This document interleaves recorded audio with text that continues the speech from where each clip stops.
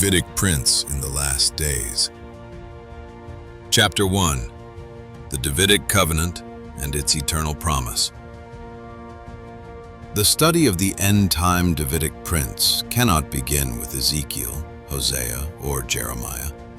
It must begin at the root, with the covenant Yahuah established with David, the man after his own heart.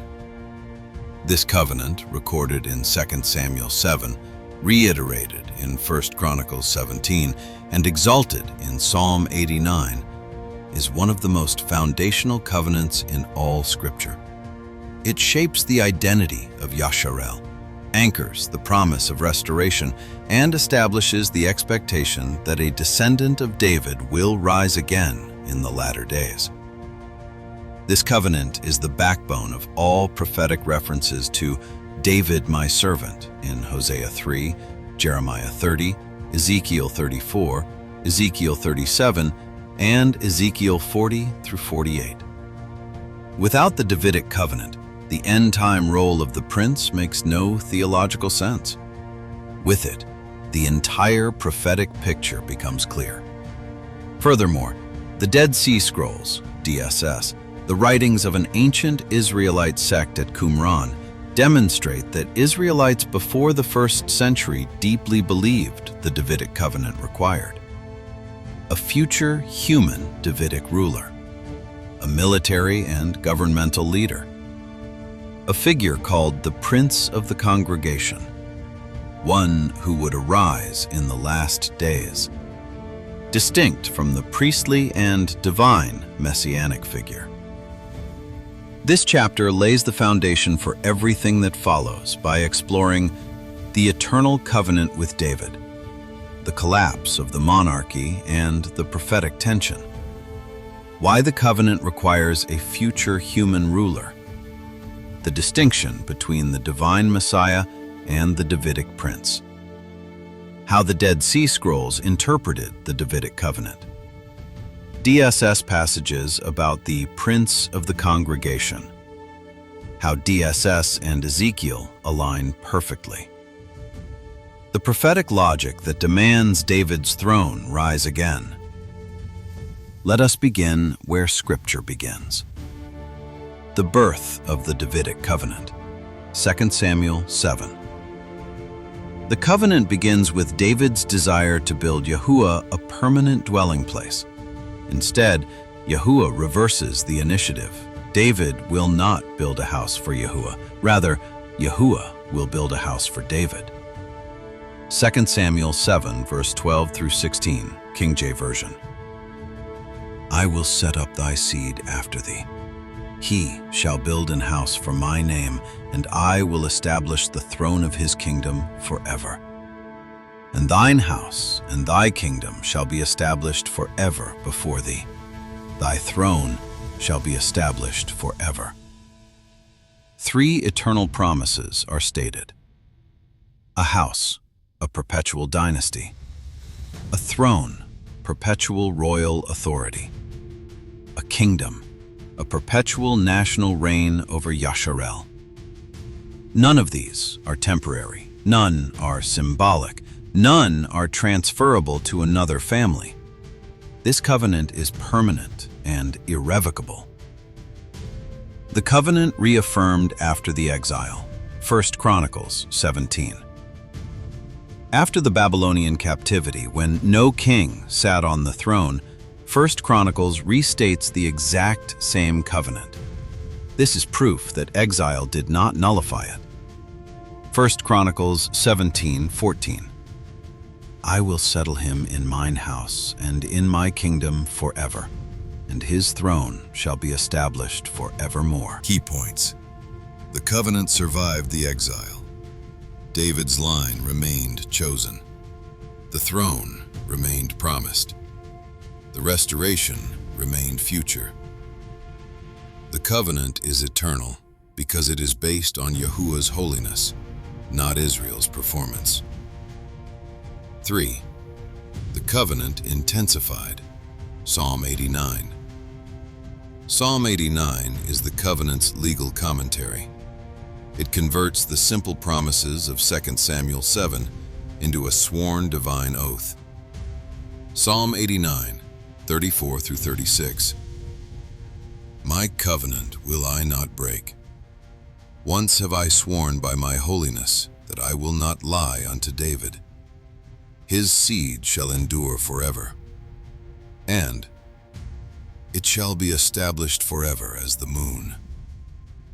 The Davidic promise is compared to the moon, the witness in the sky, a permanent heavenly ordinance.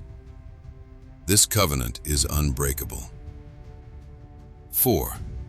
The collapse of the monarchy creates a prophetic crisis. By the fall of Jerusalem in 586 BCE, the temple was destroyed. The throne was empty. The Davidic monarchy was gone. The people were scattered. The nation was exiled. It appeared the covenant had failed. But the prophets refused to accept this idea. Instead, they prophesied a future restoration. They did not say, David's line has ended, the covenant is canceled, there will be no more Davidic ruler. They did say, David will return. A Davidic ruler will arise. He will rule the 12 tribes. He will be prince forever. He will shepherd Yashar'el. He will govern the millennial kingdom. Thus, the collapse of the monarchy ignited the prophetic hope. 5. Why the covenant requires a future human Davidic ruler. The text of Scripture requires it. A. Thy seed. Physical offspring. Hebrew, zera. Not symbolic, not spiritualized. B. His throne shall be established forever. Requires a throne. Requires a ruler. Requires restoration. C. David's kingdom is earthly, not only heavenly. The Davidic Prince rules the land. D. Ezekiel's prince is mortal because he offers sin offerings. Ezekiel 45:22. Has sons who inherit land. Ezekiel 46:16. Is assigned territory between Judah and Benjamin. Ezekiel 48:21 through 22. Enters and exits the temple by ordinance. Submits to priests, sons of Zadok. Mashiach cannot be this man. E. The covenant logically demands a restoration. If the throne fell, it must rise again. Prophetically, the dry bones rise. Ezekiel 37:11 through 14. The two sticks unite. 37:15 through 22. David returns as leader. 37:24 through 25. The covenant of peace is given. 37:26. Yahuah's presence returns. 43:1 through 7. The prince rules in the restored temple. 40 through 48. The covenant sets all of this in motion. 6. The Dead Sea Scrolls, the ancient Israelite interpretation of the covenant. The Dead Sea Scrolls, DSS, written by an Israelite sect living near Qumran, contain the earliest surviving interpretations of the Davidic covenant outside the Tanakh. Crucially, these Israelite writings expected a future Davidic ruler, a war leader, a figure called the Prince of the Congregation, connected to the branch of David prophecies, appearing in the last days, distinct from the priestly Messiah, ruling beside a priestly leader, governing the tribes of Israel. These expectations mirror Ezekiel's portrait of the prince. Let us examine the key scrolls. 7.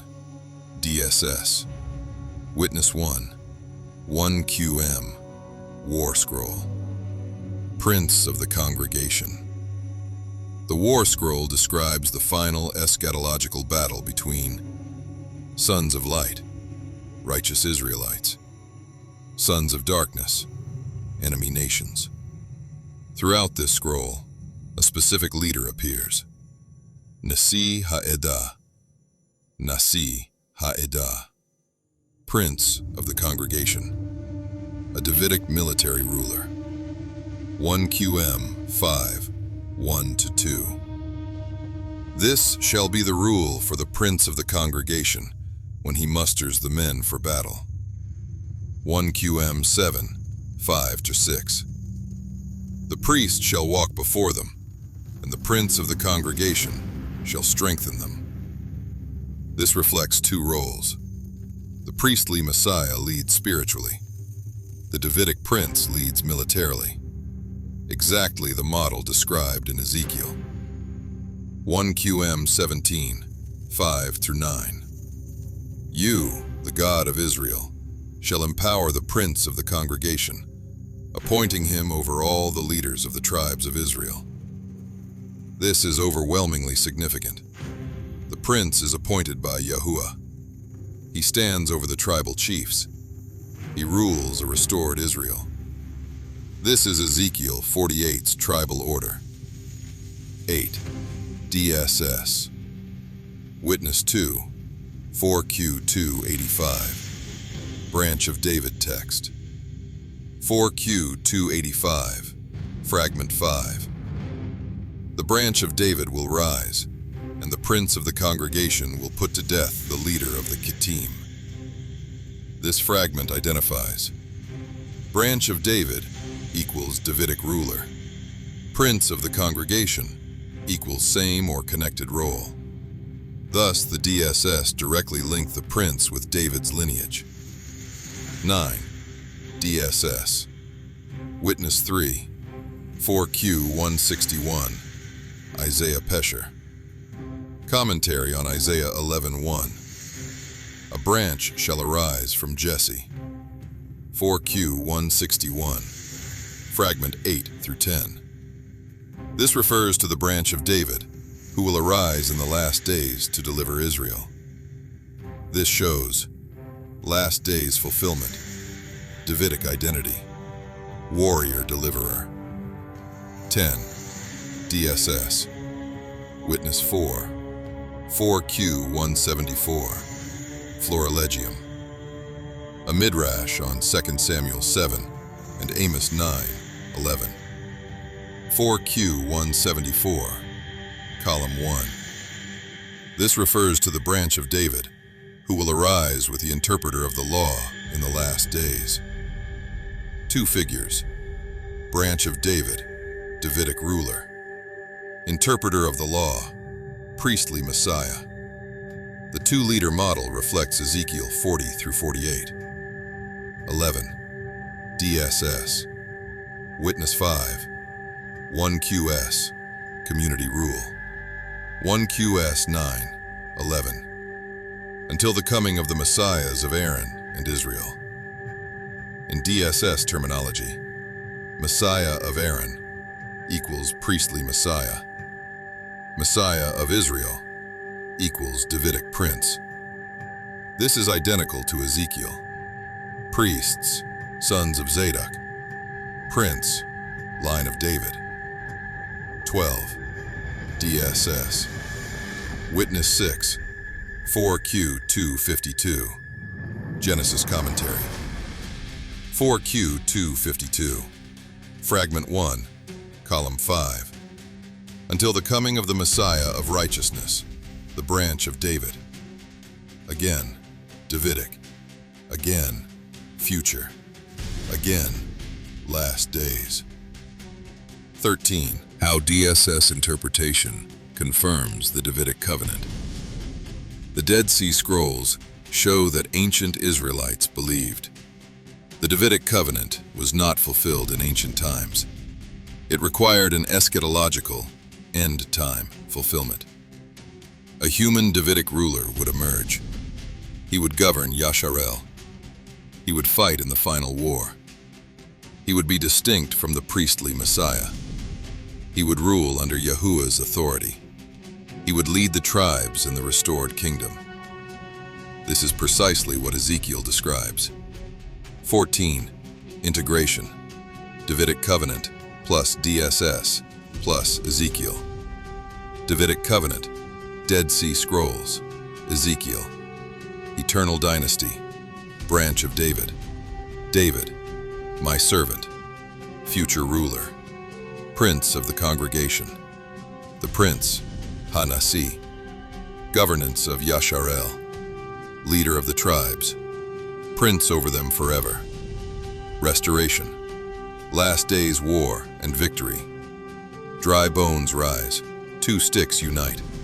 Kingdom, sons of light triumph. Israel restored to land. Priestly connection, priestly Messiah with Davidic Messiah. Sons of Zadok plus prince. The alignment is exact. 15. Summary of Chapter 1. The Davidic covenant guarantees a future Davidic ruler. This ruler is not Mashiach Yahusha, but a human descendant of David. The collapse of the monarchy created a prophetic expectation of future restoration. Ezekiel describes this ruler as the prince, Ha-Nasi. The Dead Sea Scrolls describe him as the prince of the congregation and the branch of David. DSS writings confirm Israelite belief in two messianic figures, a priestly Messiah, a Davidic prince.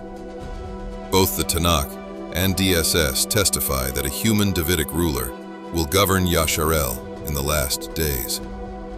This chapter establishes the covenantal and historical foundation for all later chapters.